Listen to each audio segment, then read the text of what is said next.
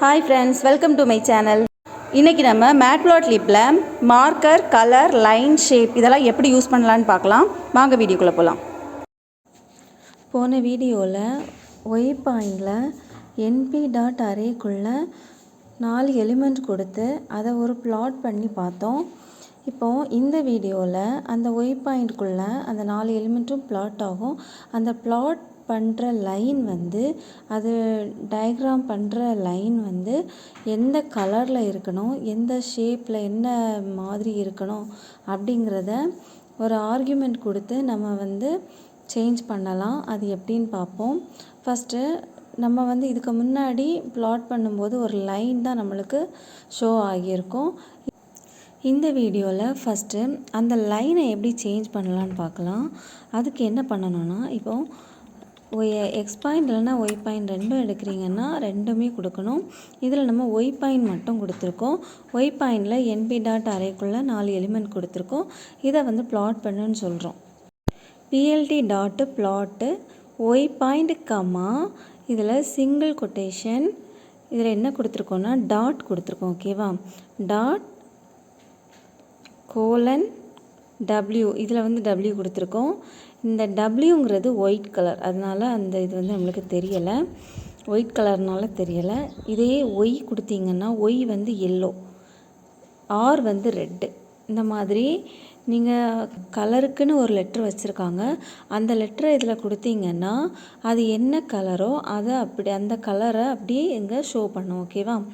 இப்போது எல்லாத்துக்குமே அந்த கலர்லேருந்து ஒரு லெட்டர் மட்டும் கொடுக்கல, வேறு கீவேர்டு மாதிரி கொடுத்துருக்காங்க, கோடு கொடுத்துருக்காங்க. அதுக்காக அதை யூஸ் பண்ணணுன்னா நிறைய கலர்ஸ் நம்ம யூஸ் பண்ணலாம். இதில் ஸ்பெசிஃபிக்காக கொஞ்சம் ஒரு 10 போல் தான் அதை கொடுத்துருப்பாங்க. ஓகே, இந்த மாதிரி தான் அந்த லைனோட ஷேப்பு எப்படி இருக்கணும், அப்புறம் அந்த லைனாக இருக்கணுமா இல்லைனா டாட்டாக இருக்கணுமா இல்லைனா அண்டர்ஸ்கோராக அந்த மாதிரி இருக்கணுமா, அதை நம்ம சேஞ்ச் பண்ணிக்கலாம். ஓகேவா? இதில் மார்க்கர் நம்ம ஸ்பெசிஃபிக்காக ஒரு பாயிண்ட் நம்ம கொடுத்துருக்கோம்ல, ஒய் பாயிண்ட்டுக்குள்ளே 4 எலிமெண்ட்ஸ் கொடுத்துருக்கோம். அதை பிளாட் பண்ண சொல்லியிருக்கோம். அது பிளாட் பண்ணுது கரெக்டாக. அது என்ன பாயிண்டில் அது இருக்குது அப்படிங்கிறத அது பிளாட் பண்ணி காமிக்குது. அது மார்க்கர் தான். இதில் ரவுண்ட் ஷேப்பில், அதோட நேம் சர்க்கிள் இல்லைனா ரிங்குன்னு சொல்லலாம். அது இதில் பிளாட் பண்ணியிருக்கு பாருங்கள், ரவுண்ட் ஷேப்பில் இருக்கலாம். இதுதான் மார்க்கர்.